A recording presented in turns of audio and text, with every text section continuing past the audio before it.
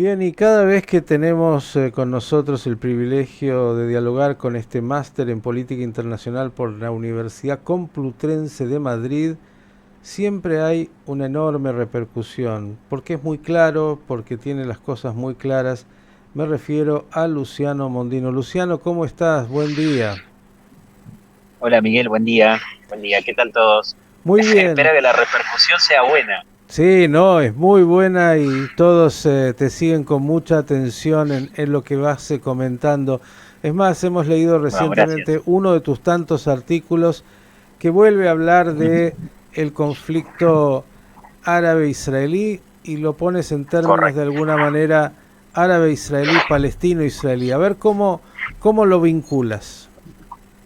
Bueno, sin dudas que es un desprendimiento. Mucha gente a veces reduce o habla simplemente del conflicto palestino-israelí, como si fuera un conflicto que se inicia solamente en 1948 a partir de la creación del Estado de Israel.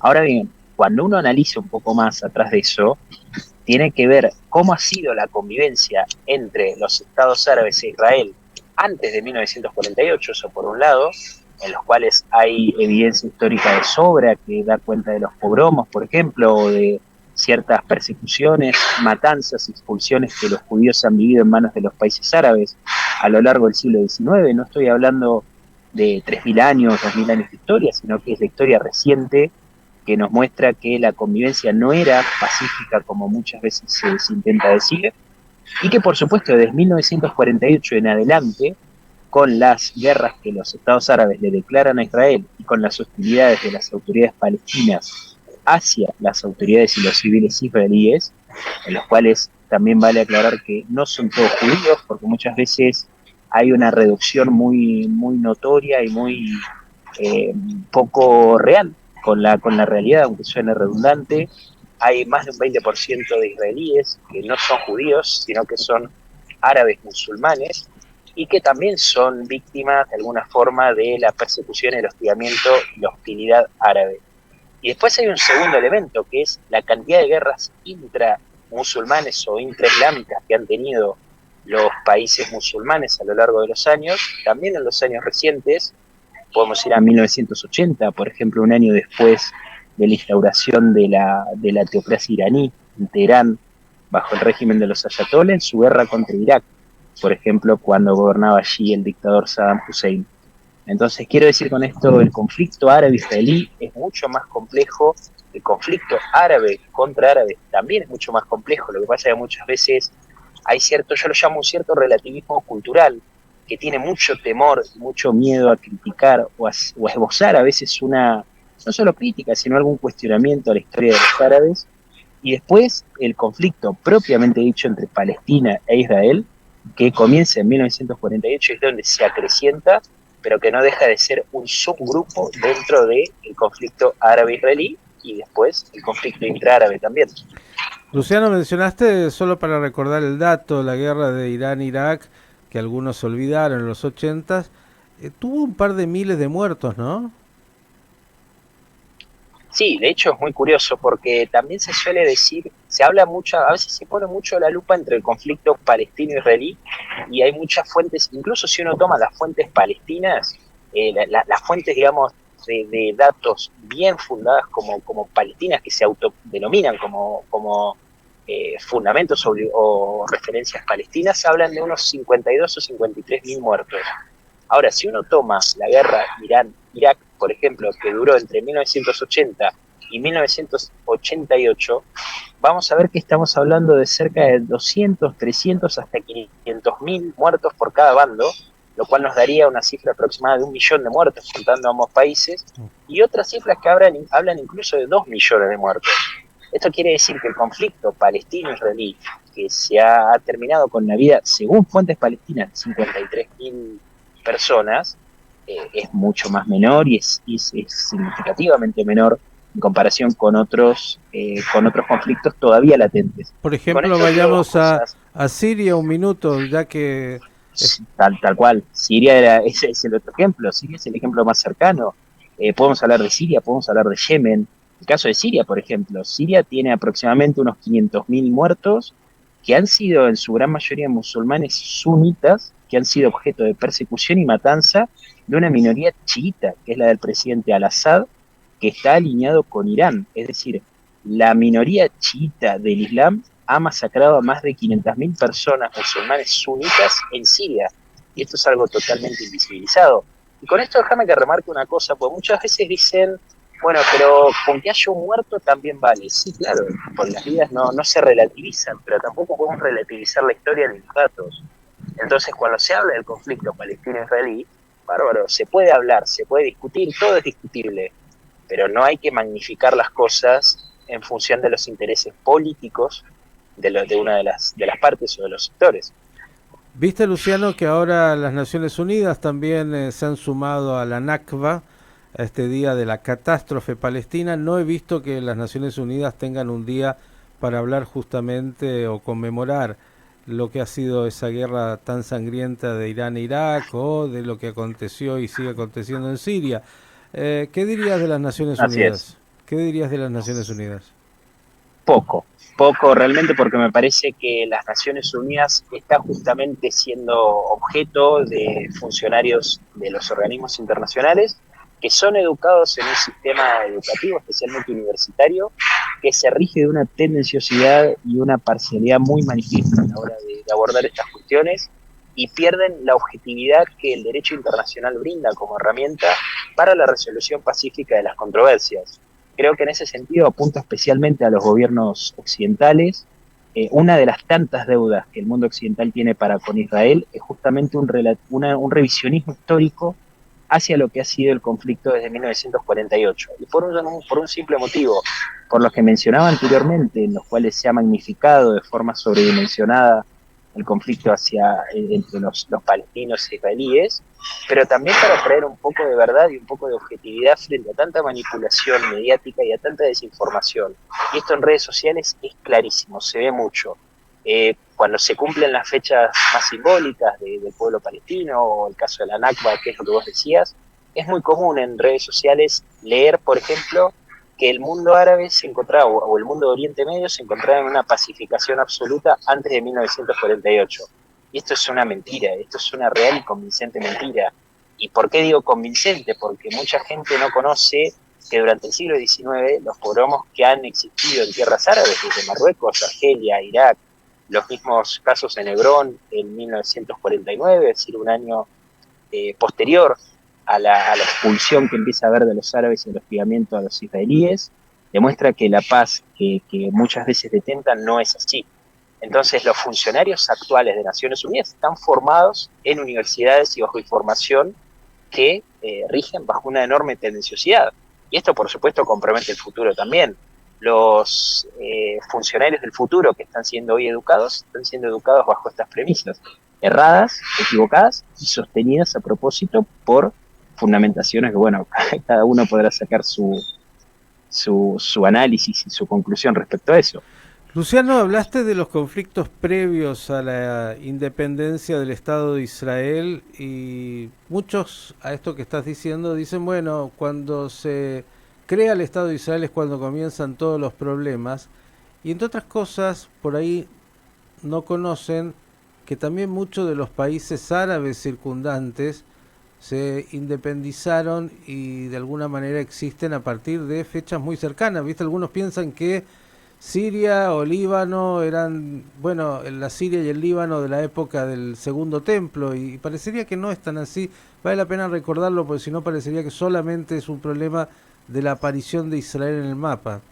Así es. Sí, de hecho, bueno, este fin de semana estuve leyendo algunas cosas que no recordaba.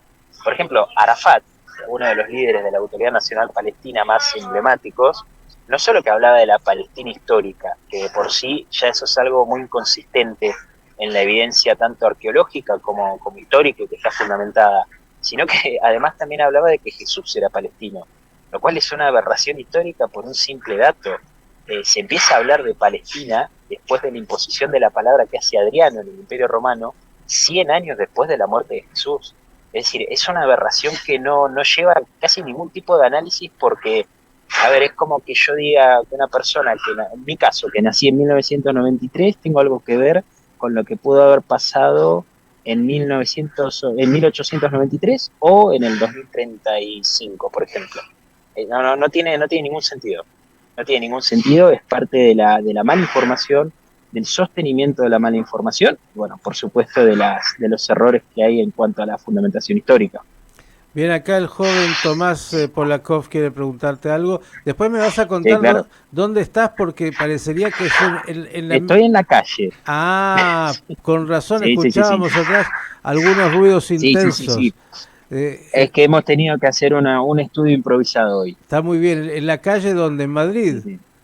En Madrid, sí, sí, sí, sí, sí. Yo Eh, vivo aquí. ¿En cuál de las calles? Porque uno conoce algo de esa bella ciudad. Sí, claro. Cerca del Retiro. Cerca del Parque Ah, Retiro. pero qué Una lindo. muy linda zona. Sin Muy duda. linda zona, sí, sí, Bien, le damos... recomiendo. Vengan todos a Madrid que está muy bueno. Ah, vamos a ir, vamos a ir. Te doy acá, hay muchos que se Sí, están sí, sí. yendo, pero no porque van a pasear. Te doy con Tomás que quiere Conozco, preguntarte conozco. algo. Tomás, Sí, claro. Buen día, Luciano. Son dos Tomás, preguntitas buen un día. poquito que van ¿Qué de tal? la mano. ¿Qué tal? ¿Todo Sí, bien? sí, claro. Son dos preguntitas que van un Bien, poquito de la bien. mano. La primera de ellas es si se trata de un conflicto, el conflicto tanto con los árabes en general, con los palestinos en específico, es un conflicto ideológico, un conflicto por territorio, un conflicto entre nacionalismos. Y también antes habías mencionado que el conflicto con los palestinos inicia en 1948 con el Estado de Israel, o sea, el conflicto palestino-israelí en específico. ¿Había palestinos en 1948 como grupo constituido? A ver, mirá, contesto las dos en una. Por supuesto que como grupo constituido, como esa Palestina histórica, no existía en 1948. De hecho, la muestra muy clara de esto es que hay evidencia arqueológica e histórica que respalda la pertenencia y el nexo histórico de Israel con el territorio. Eso para comenzar. Después, Palestina independiente no existió nunca. De hecho, en 1948, cuando se crea el Estado de Israel en mayo, Palestina había tenido un historial muy largo de dependencia territorial hacia distintos sujetos. Por ejemplo, el caso entre el siglo XVI y 1917, especialmente en 1517 a 1917, Palestina era una provincia, un territorio dentro del Imperio Otomano, en los cuales ellos no tenían ningún tipo de independencia ni ningún tipo de rasgo autonómico que les permitiera hablar de una nación o de una Palestina histórica. Después viene el protectorado británico, después llega la partición, después incluso los sectores de la Franja de Gaza, que quedan en manos de Egipto, y Cisjordania, que quedan parte de Jordania. Por eso a veces es muy llamativo esto también. Mucha gente habla de la guerra de 1967 como una de las partes en las cuales Israel anexa territorio, pero si uno va al dato duro, a la cuestión más dura, va a ver que en realidad la mayor autonomía que consigue es Palestina es a partir de 1967, cuando Israel los libera de Egipto y de Jordania. Eso después lleva a todo un proceso de, no quisiera decir autodeterminación, pero sí de mayor libertad, gozando dentro de Israel lo que no habían conseguido nunca en los siglos anteriores. Y después, por supuesto, es un conflicto ideológico. Todo conflicto político tiene una carga ideológica muy importante, solamente que acá creo que hay una manipulación y una alteración de los datos históricos que es espeluznante, que es sumamente crítica y que muestra obviamente conclusiones muy erradas. Por eso una persona que de repente no conoce del tema, cuando lee algo se engancha y empieza a decir, mira, claro, esto tiene más sentido, por datos muy concretos. ¿Cómo van a hablar de que Jesús era palestino si 100 años después de su muerte es ahí cuando aceptan o empieza a aparecer al público la palabra? bien, Es una aberración, es una fobia a los datos más que importante. bien, la última, Luciano, y agradeciéndote como siempre. Muy bien, No, claro. la historia es historia, dicen algunos, sirve para los historiadores, el presente y el futuro es el desafío. Y entonces la pregunta es, bueno, ¿y cómo se sale de esta permanente crisis entre Israel y la población palestina? Vos fijate que retomando lo que decíamos hoy, de hablar de un conflicto árabe-israelí y de otro palestino-israelí, vemos dos cosas. Que hoy la tendencia en Oriente Medio es hacia la normalización y la pacificación entre los estados árabes e Israel. Eso como primer punto. Pongo dos ejemplos. Los acuerdos de Abraham en el 2020, la cumbre del Negev en marzo de este año, que fue inicio del primer foro, que se mantiene creo que hasta julio o agosto, que fue el segundo, y que se va a hacer el próximo en Marruecos. Esto quiere decir que la cumbre del Negev está uniendo a árabes y a israelíes en una lucha contra el expansionismo iraní. Entonces la tendencia de la normalización y la pacificación hoy es una regla general en todo Oriente Medio. Lo que pasa es que la cuestión palestina hoy es contracíclica a ese proceso de normalización y pacificación. ¿Por qué? Porque es parte de la estrategia que tiene Irán, especialmente, de perturbar cualquier tipo de proceso de pacificación y normalización, que en definitiva la historia ha llevado a que los árabes lo tengan que hacer, porque se han dado cuenta tarde, desgraciadamente 7 décadas después, de que la guerra no conducía a nada, de que Israel los había derrotado siempre, probablemente los derrote siempre, y que el mayor perjuicio lo estaban teniendo ellos. Entonces creo que hoy la generalización es hacia la normalización y la pacificación como paradigma político de Oriente Medio. La cuestión palestina es una cuestión contracíclica, infundamentada, que está solamente manipulada y utilizada para generar daño, para generar perjuicio, y que por supuesto seguirá generando en los años recientes, en los próximos años recientes, enorme dolor, porque son quienes más están afectados son los civiles. Hemos hablado en otra ocasión incluso la utilización de civiles palestinos, que son seriamente perjudicados por sus propias autoridades. Y bueno, avisó eso, especialmente un futuro en el cual la normalización y la pacificación sigan siendo reglas, pero con una causa palestina contracíclica a todo este proceso que es lento, que debe ratificarse todos los días y necesita una proactividad muy importante entre las partes, por supuesto. Bien, Luciano Mondino, las cosas importantes para cerrar. ¿Ya empezó el frío en Madrid? Sí, hace un frío bárbaro ya. Además estamos viendo el tema, no sé cómo irá la cuestión de Ucrania, el tema de la energía, pero bueno, eso viene por ahora un poco candente, ¿Y el aunque sea parezca un oxímoron, un invierno caliente. ¿Y el Mundial? Bueno, el Mundial también viene complicado. Qatar hay algunas cositas interesantes también. No, pero que yo tienen que ver. le hablaba Futbolísticamente, bueno, de a poco. Ahora Argentina veremos qué es lo que hace.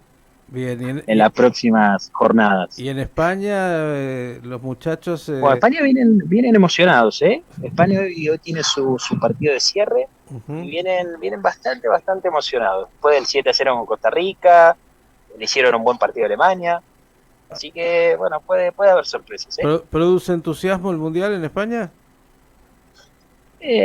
Poco en comparación con Argentina, por supuesto, pero poco. Bien, queríamos cerrar con algo un poco más relajado. Sí.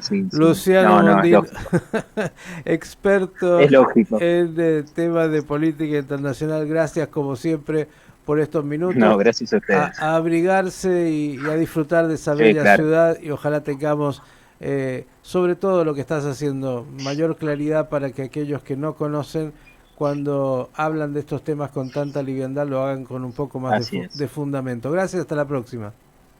Gracias, hasta la próxima. Por ahí la próxima en Buenos Aires. Va a ser un placer tenerte acá. Bienvenido. Les aviso. Bárbaro. Dale. Luciano Mondino es máster en ciencias políticas, en política exterior, y tan claro sobre lo que hace al Medio Oriente. Qué bueno tener quienes puedan, de alguna manera, decir las cosas como corresponde.